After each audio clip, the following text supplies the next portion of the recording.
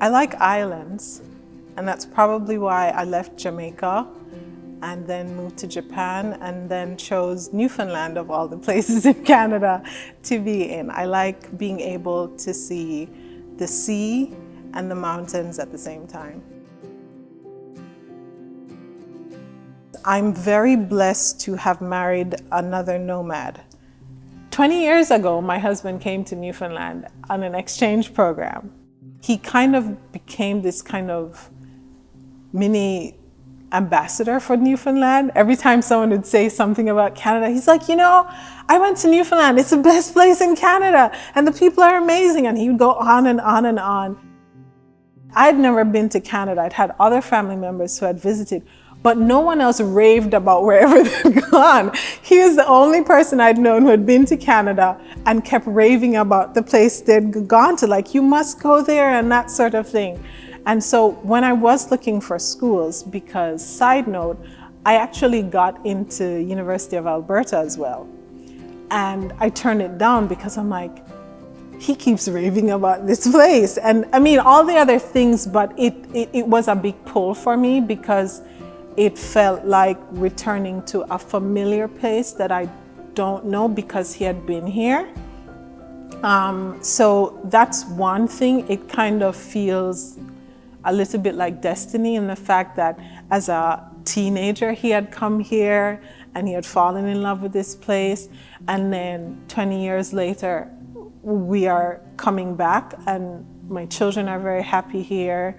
I'm happy here. I think I've found my space in the community to, you know, make a contribution. So yeah, that's why I like Newfoundland.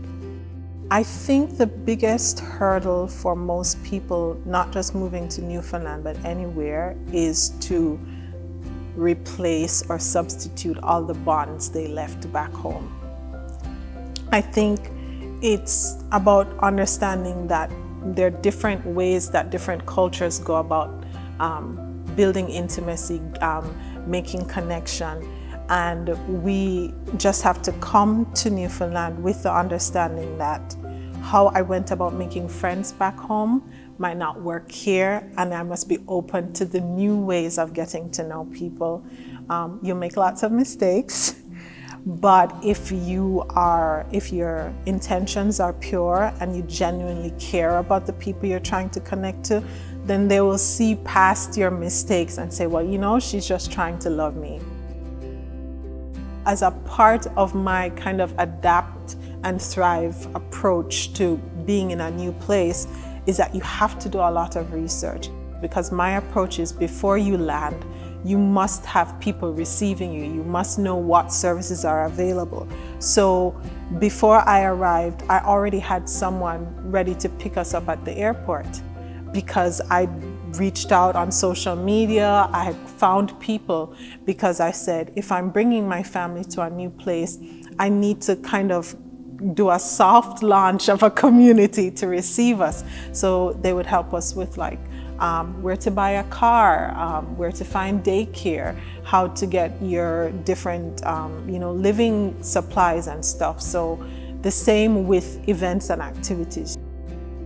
The Internationalization Office has the Family Programs Advisor. Even before you get admitted to MON, that person will connect with you once you reach out to them and say, you know, I'm bringing my family, and they will give you all this data. They have like this whole manual to tell you where to find all of this information, and they will connect you with the relevant persons. There used to be a point they would mail out like a list of these are the events and activities coming up. You can check them out. So part of it has been me doing the research, and then the other part is like once you have tapped into those resources, they will keep the information coming to you.